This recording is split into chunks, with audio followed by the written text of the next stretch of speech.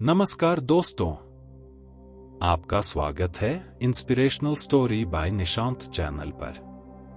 आज हम आपके लिए लेकर आए हैं एक ऐसी प्रेरणादायक कहानी जो न केवल आपके मन को छू लेगी बल्कि आपके भीतर के सत्य को उजागर करने में भी आपकी मदद करेगी।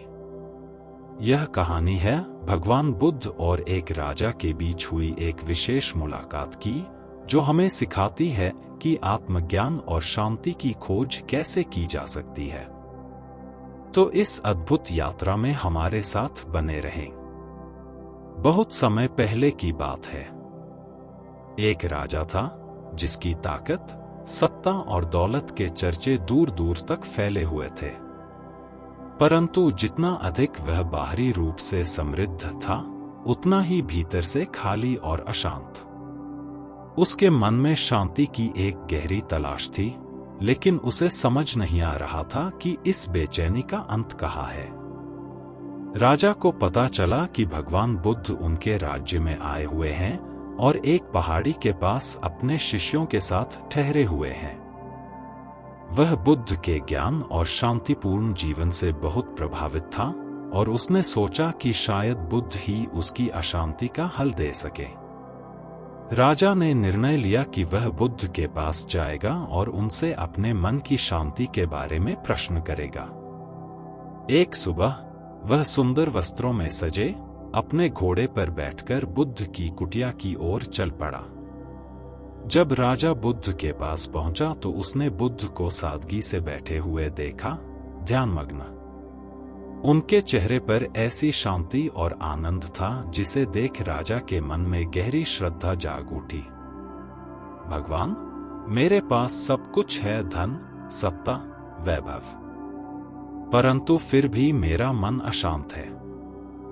मेरा हृदय हर समय किसी अज्ञात चिंता से घिरा रहता है। कृपया मुझे बताइए कि इस बेचैनी का अंत कैसे होगा। मुझे मन की शांति कैसे मिलेगी। राजन, मैं तुम्हारे प्रश्न का उत्तर अवश्य दूंगा, पर पहले तुम्हें एक कार्य करना होगा।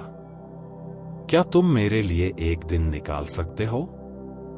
भगवान, मैं आपके हर आदेश का पालन करने के लिए तैयार हूं। कृपया मुझे बताइए कि मुझे क्या करना होगा। राजन, इस नदी के किनारे जाओ और इसे ध्यान से देखो। तुम देखोगे कि इसके जल में तुम्हारी अपनी ही छवि दिखाई देती है। बस उसे ध्यान से देखो और फिर मेरे पास लौट आओ। राजा ने नदी के किनारे जाकर अपने प्रतिबिंब को देखा। उसने देखा कि उसकी छवि पानी की लहरों में कभी साफ दिखाई देती है तो कभी धुंधली हो जाती है। उसे यह समझ में नहीं आया कि बुद्ध ने उसे यह क्यों देखने के लिए कहा है। वह वापस बुद्ध के पास आया और उनसे अपनी जिज्ञासा व्यक्त की। भगवान, मैंने नदी में अपनी छवि देखी, पर मुझे कुछ समझ नहीं आया। क्या इस प्रतीक में कोई विशेष अर्थ छिपा है? राजन, यह नदी का पानी तुम्हारे मन का प्रतीक है। जब तक तुम्हारा मन लहरों के समान अशांत रहेगा, तब तक तुम्हें अपनी सच्ची पहचान नहीं दिखेगी। पर जब यह शांत हो जाएगा, तब तुम अपने भीतर की वास्तविकता को देख सकोगे। शांति का अर्थ है अपने मन के लहरों को थाम लेना, उसे स्थिर करना। राजा यह बात सुनकर सोच में पड़ गया। उसे अब कुछ समझ में आने लगा था कि कैसे उसकी बेचैनी और चिंता उसके भीतर की लहरों की तरह है। राजन, जो व्यक्ति बाहरी वस्तुओं में आनंद खोजता है, उसे कभी भी स्थायी शांति नहीं मिलती। शांति तब आती है जब हम अपने भीतर की यात्रा करते हैं, अपने आप को पहचानते हैं। बाहरी दौलत और सत्ता केवल एक छलावा है, असली खजाना तुम्हारे भीतर है। इस शांति की तलाश में अपने भीतर जाओ। यह एक ऐसा सफर है जो स्वयं की ओर है। राजा को अब यह समझ में आने लगा था कि बाहरी सुख और साधनों से कभी भी वह शांति प्राप्त नहीं होगी जो उसे चाहिए।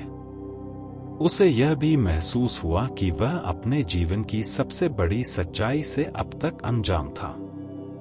अगले दिन राजा ने अपने राजसी वस्त्र त्याग दिए और एक साधारण वस्त्र धारण कर लिया। वह बुद्ध के साथ उनके आश्रम में रहकर ध्यान की साधना करने लगा। धीरे धीरे उसके भीतर की लहरें शांत होने लगी और उसके मन में एक गहरी शांति का अनुभव हुआ। कुछ दिनों बाद जब वह पूरी तरह से शांत और स्थिर हो गया, तब उसे अपने जीवन की सच्ची शांति का अनुभव हुआ। उसने समझ लिया कि असली आनंद भीतर की स्थिरता और आत्मज्ञान में है। तो दोस्तों, इस कहानी से हमें यह सीखने को मिलता है कि बाहरी साधनों और शक्ति में शांति नहीं होती।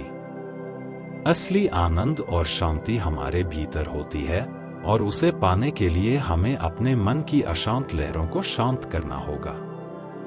आत्मज्ञान की इस यात्रा पर चलने के लिए हमें पहले अपने मन की गहराई में झांकना होगा। अगर आपको यह कहानी पसंद आई हो तो कृपया inspirational story by Nishant channel को लाइक और सब्सक्राइब करें, ताकि हम आपके लिए और भी प्रेरणादायक कहानियां ला सकें। आपसे फिर मुलाकात होगी एक नई कहानी के साथ। धन्यवाद।